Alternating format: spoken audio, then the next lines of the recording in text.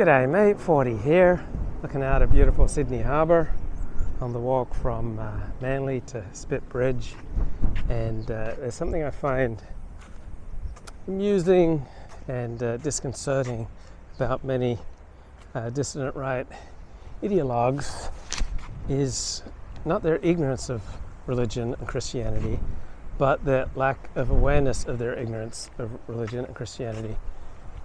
Particularly among Nietzscheans like Richard Spencer, or I was just listening to this guy Sosa on Alex Kashuta's podcast, and said just because you were raised Christian, just because you went to church on a regular basis doesn't mean that you have any deep understanding of religion. And if you're not currently religious, if we're not going to discuss religion in terms of religious faith, then we have to discuss religion in naturalistic terms, okay, meaning that it is a subset of culture, and that it is a subset of culture that hundreds of millions of people have found adaptive, right? It's helped them deal with the exigencies of life,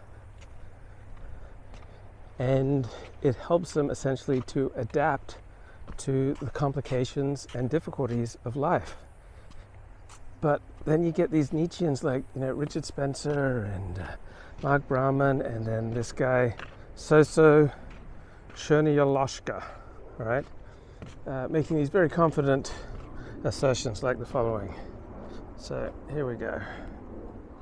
I just don't think that's accurate. I think that's been tried before too, particularly in like the 7th. Okay, so he has these critiques of Christianity here. I sort of amplify the point that I'm making for dramatic effect. It's not necessarily that the points aren't genuine. They are genuine. These are the things I believe, but I do sort of dial it up. I had a very good discussion with Gio on exactly this topic in the matters of how religion is going to play a factor in the dissident right. And I think it kind of goes back to what you were saying earlier, is that there's... So the alt-right is overwhelmingly a secular movement, all right? Almost all important thinkers in the dissident right are secular, all right? And even the one prominent exception, Andrew Fraser, all right, for him it's a political organizing principle.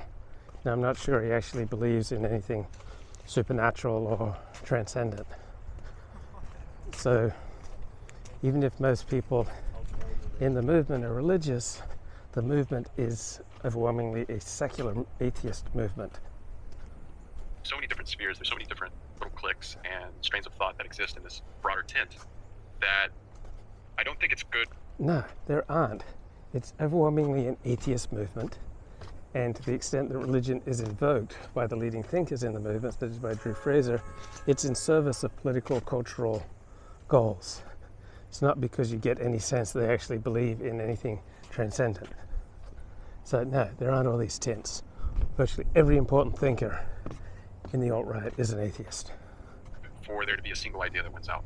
Because I think there's a lot of points that each clique brings forward that are worth analyzing and sort of internalizing across the board.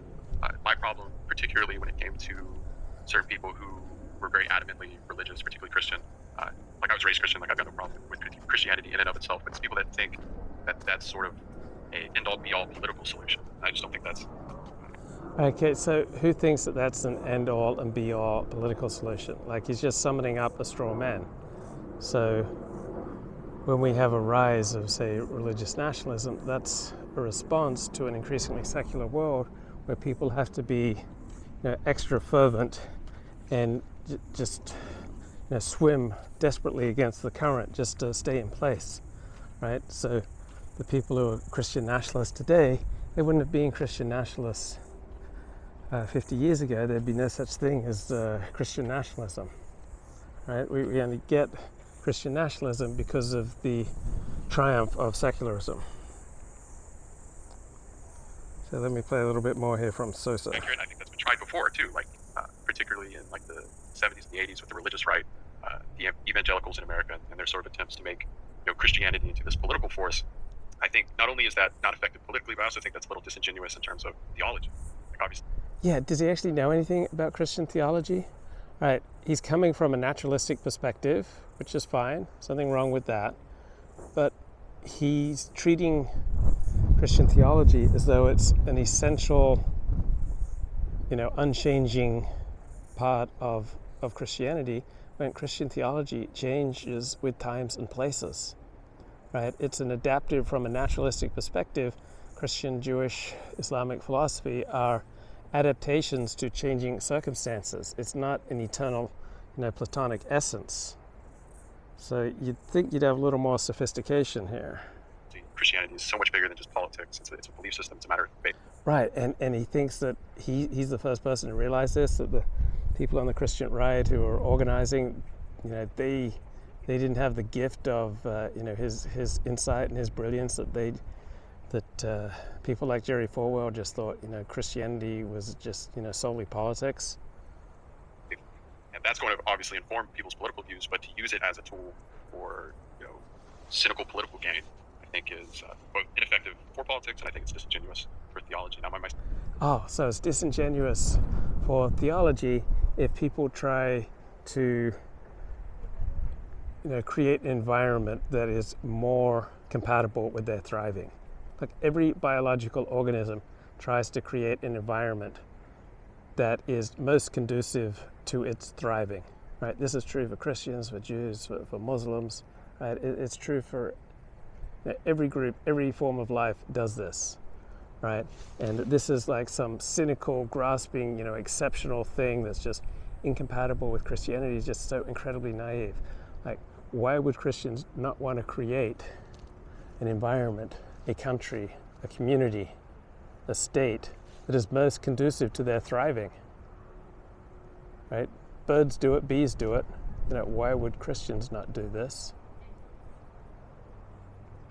And there's no, eternal, essential Christian theology. There's no, eternal, essential Platonic essence of Christian theology that would forbid this, right? Does you really think that the true Christian just completely steps aside from politics, that he doesn't bring his Christianity to politics, that somehow politics is just this gritty, earthy, dirty realm which should not be touched or affected by Christianity? Or cynical political gain, I think is so every other people should naturally fight for gain. Like every living organism, fights for its life, fights to propagate, fights for gain, fights to create a particular type of society. But Christians should be the one essential group, right? There's just something essential about their Christianity where this is, just incompatible with their eternal essential beliefs. Why would not Christians do this along with everyone else? And wiped out for, perpetual maidenhood, looking like some weird, Madonna.